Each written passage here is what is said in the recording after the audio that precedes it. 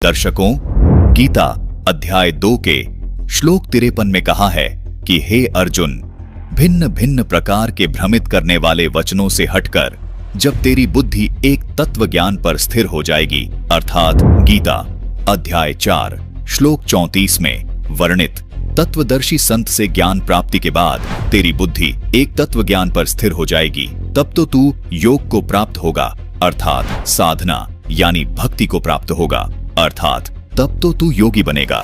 योगी का अर्थ है भक्त। योगी का अर्थ यहाँ आसन करने वाले से नहीं है, क्योंकि गीता के इन श्लोकों में किसी आसन योग की बात नहीं हो रही।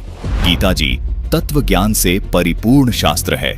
दर्शकों, गीता जी के इस श्लोक से ये प्रमाणित हुआ कि तत्व ज्ञान के आधार पर भक्ति करने वाले साधक को योगी कहते हैं। वह तत्व ज्ञान बताने वाला संत गीता अध्याय नंबर 4 के श्लोक नंबर 34 में बताया गया है।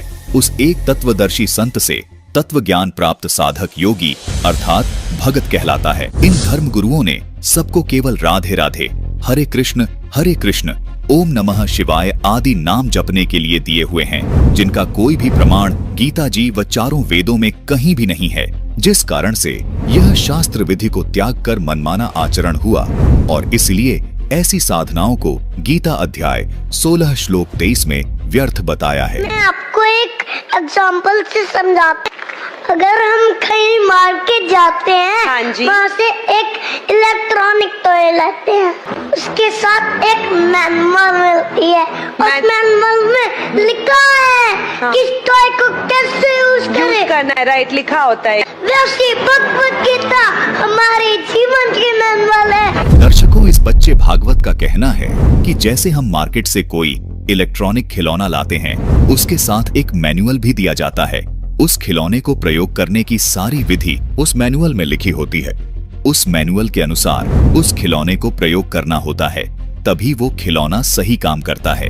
इसी प्रकार हमारे जीवन की मैनुअल श्रीमद् भगवद गीता है। गीता अध्याय 9 के श्लोक 25 को संस्कृत में पढ़ा, जिसका हिंदी अर्थ भी आपको सुना देते हैं।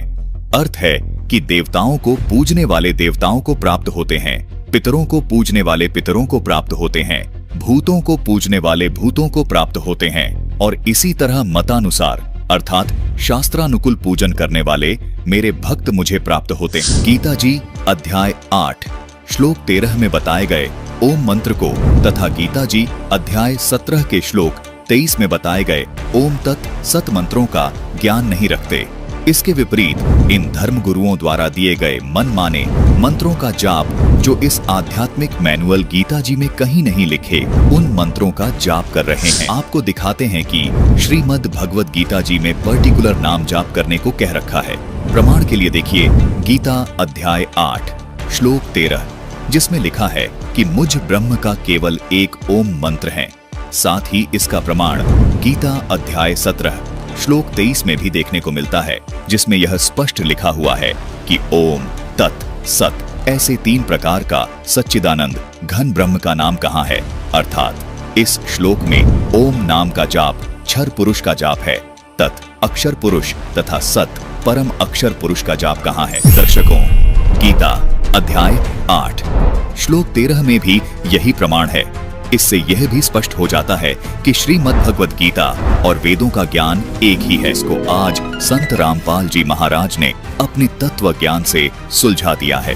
प्रत्येक भक्त व प्रभु प्रेमी आत्मा को संत रामपाल जी महाराज के तत्व ज्ञान को सुनकर उनसे शास्त्र अनुकूल साधना प्राप्त करनी चाहिए। दर्शकों, आइए अब आपको एक ऐसे बच्चे की वीडियो दिखाते हैं जो कि संत रामपाल जी महाराज जी से दीक्षित है। नमस्कार जी। सत्साहेब जी। हार्दिक जी, आप हमारे दर्शकों को बताएं, प्रेमानंद जी महाराज जो भक्ति करते हैं, राधा नाम का जाप करते हैं और अपने भक्तों को भी राधा नाम जाप करने के लिए देते हैं, क्या ये हमारे वेद और शास्त्रों के अंदर गीता जी कहीं प्रमाण करती है इसका? देखिएगा, जो प्रेमानंद जी हैं वो अपने भक्तों को और खुद राधा नाम का जाप करने के लिए देते हैं, वो गलत है। वेदों के अंदर, शास्त्रों के अंदर, गीता के अंदर राधे नाम का जाप कहीं भी जिक्र नहीं है राधे नाम। और जो फिर गीता जी ने ये बताया है कि ओम इति एकाक्षरम ब्रह्म विवरण मामम समरण, ये प्रयाति तजम देम से याति प्रमाण गति, यानी कि ब्रह्म का केवल एक ओम मंत्र है। तो दर्शकों, देखा आपने, ये फर्क है आध्यात्मिक मैनुअल को केवल रटने में और उसके अनुसार अनुसरण करने में। गीता जी में ओम नाम का जाप करने को कहा गया है, न कि राधे राधे, हरे कृष्ण आदि नामों का। दर्शकों, संत रामपाल जी महाराज के अनुयायी इस आध्यात्मिक मैनुअल श्रीमद् भगवत गीता जी के अनुसार अपने इस आध्यात्मिक जीवन रूपी खिलौने को चला रहे हैं। आध्यात्मिक मैनुअल गीता जी के अध्याय 16 के श्लोक 24 में लिखा है कि कर्तव्य अर्थात कौन सी साधना करनी चाहिए और अकर्तव्य अर्थात कौन सी साधना नहीं करनी चाहिए, इसके लिए शास्त्र ही प्रमाण है। और इन शास्त्रों में छिपे गूढ़ रहस्यों को समझने के लिए आध्यात्मिक मैनुअल गीता जी के अध्याय के श्लोक 34 के अनुसार तत्वदर्शी संत की खोज करनी चाहिए। दर्शकों, वो तत्वदर्शी संत केवल संत रामपाल जी महाराज हैं, जो इन शास्त्रों में छिपे गूढ़ रहस्यों को पूरी जनता को रूबरू कर रहे हैं। दर्शकों, संत रामपाल जी महाराज द्वारा बताई गई आदि सनातनी भक्ति विधि की जानकारी सूक्ष्म वेद में अर्थात तत्व ज्ञान में बताई गई है। उस तत्व ज्ञान को वर्तमान समय में संत रामपाल जी महाराज के अतिरिक्त पूरे विश्व में कोई नहीं जानता। इसी कारण से हमारे पूर्वजों को भूत व पितृ बनकर इतना बड़ा खामियाजा भोगना पड़ा। आप सब शिक्षित हैं, अगर आप अब भी लकीर के फकीर बने रहे तो फिर शिक्षा प्राप्त करने का क्या लाभ हुआ। तत्व ज्ञान संत रामपाल जी महाराज सर्व पवित्र शास्त्रों से प्रमाणित करके दिखा रहे हैं।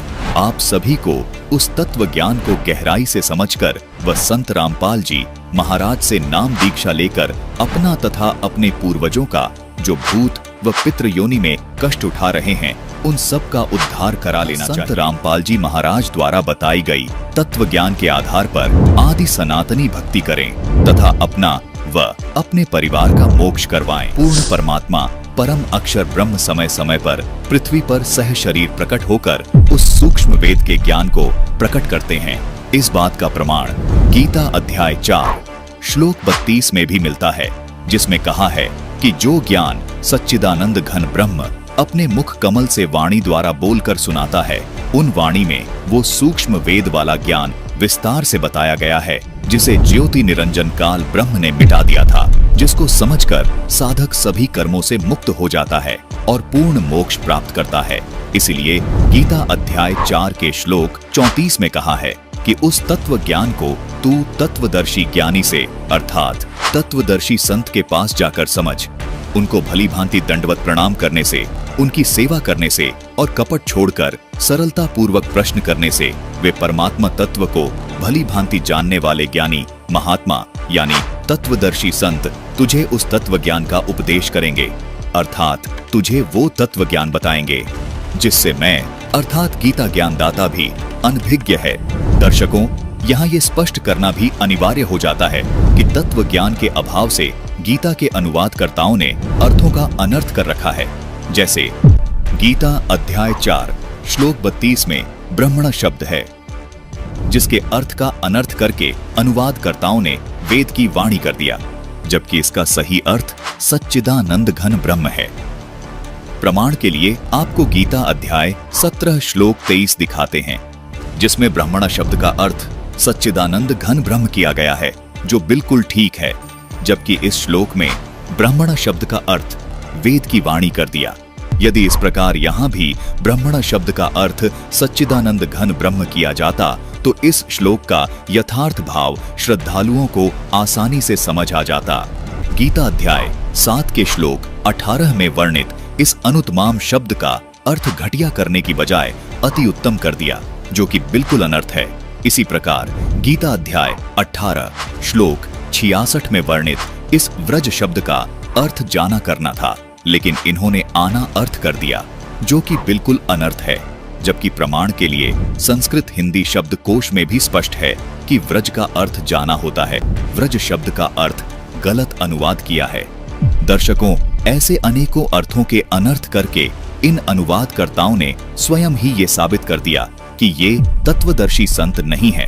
तत्वदर्शी संत के अभाव में ही गीता के श्लोकों के अर्थों के अनर्थ हुए हैं, जिसको आज यथार्थ रूप से स्वयं तत्वदर्शी संत रूप में आए संत रामपाल जी महाराज बता रहे हैं।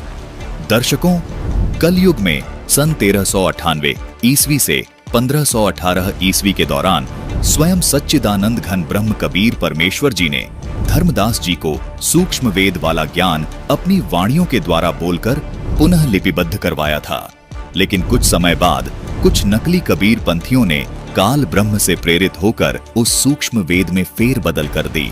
इसलिए सच्चिदानंद घन ब्रह्म कबीर परमेश्वर जी ने सन 1727 ईस्वी में सह शरीर प्रकट होकर संत गरीबदास जी महाराज को ये सूक्ष्म वेद का ज्ञान प्रदान किया, जो आज वर्तमान में संत रामपाल जी महाराज के पास बिना किसी फेरबदल के शुद्धतम रूप में ज्यों का त्यों उपलब्ध है, जिसको अमर ग्रंथ अर्थात सूक्ष्म वेद के नाम से जाना जाता है। गरीबदास जी महाराज को कबीर परमात्मा ने दिव्य दृष्टि देकर सूक्ष्म वेद यानी अमर ग्रंथ विक्रमी संवत 1787 सन 1730 में लिखवाया था।